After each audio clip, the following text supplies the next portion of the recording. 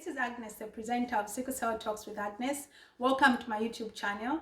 So stay tuned because every week we'll be posting videos about any topic in sickle cell disease. We don't have set days yet, but just turn on the post notifications for you to be notified every time we post a video. Thank you and stay tuned. If you've got any questions, get in touch with me on social media or social media platforms. Thank you. At this point, we'll take it up to Dr. Catherine Muyeba, who's our psychiatrist on the panel. Dr. Muyeba, please. Thank you. I was just saying, I'm not going to share slides, but I'll just have like a conversational approach talking about the psychological effects, which Professor has already alluded to, which is brilliant, where he talked about the psychological impact, especially during the COVID period. So we all recognize the impact of sickle cell disease. It's a long-term condition associated with pain and other complications that go along with that. And they are the psychological effects which we heard already about, depression and anxiety. And Sophie puts it nicely about her own experiences and the need when we're looking at the patient to look at other aspects of their life as well.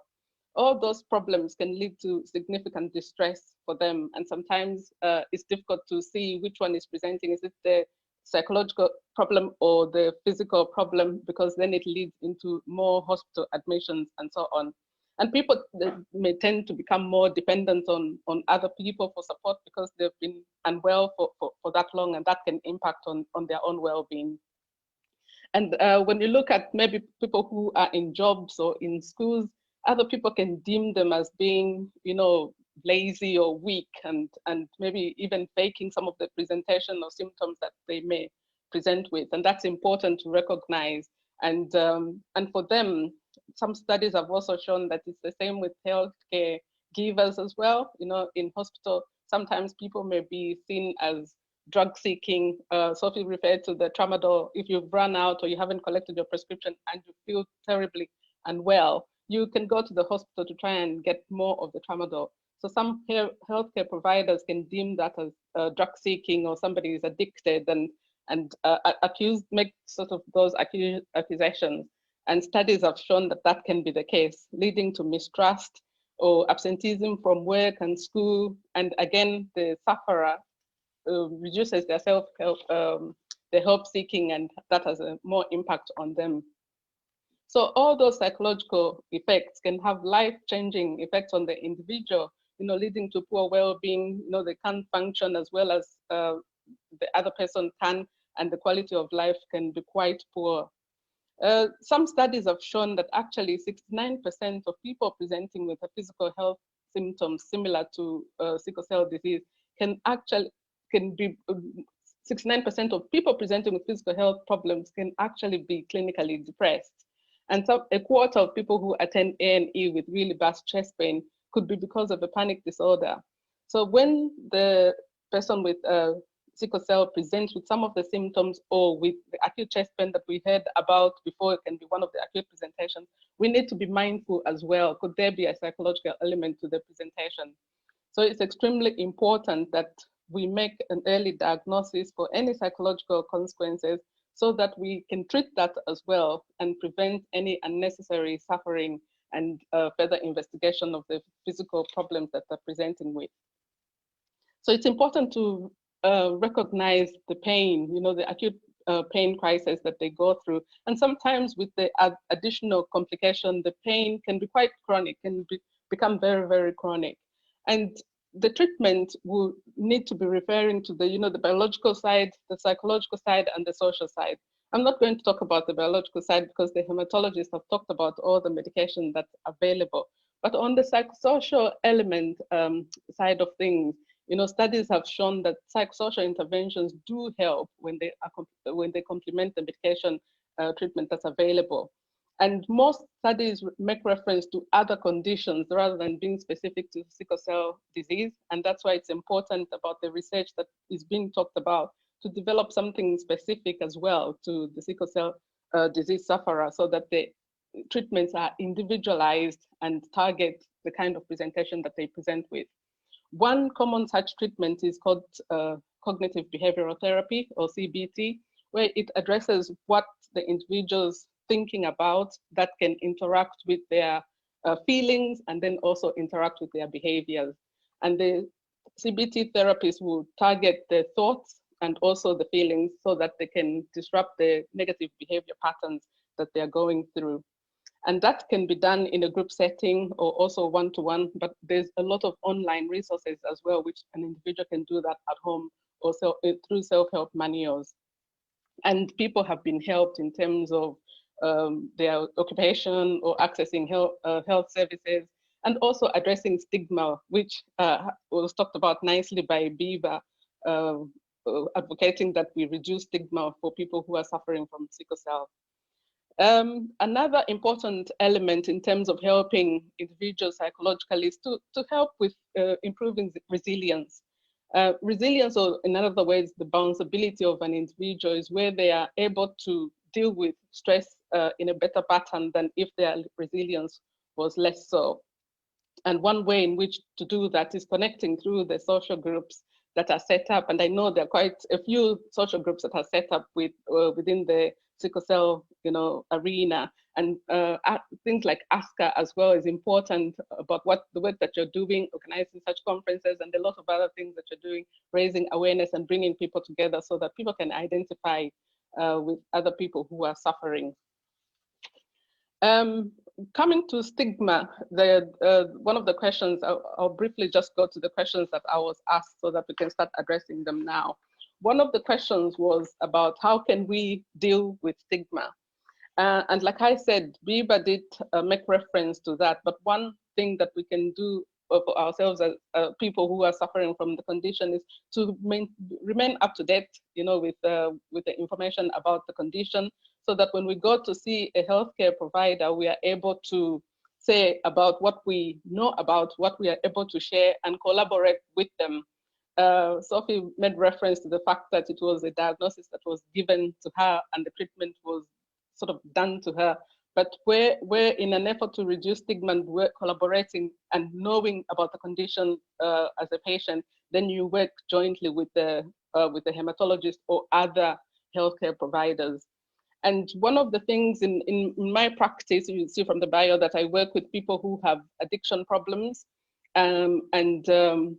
we probably prescribe medication for them in that setting, and we ensure that they have a plan, maybe a written document about their condition, so that if they have to go to a hospital where they're not known, that stigma is removed of just wanting maybe opiates or other medication that we prescribe them, but they have this written treatment plan or a pain plan which they can take with them so that other providers can see and remove that mistrust.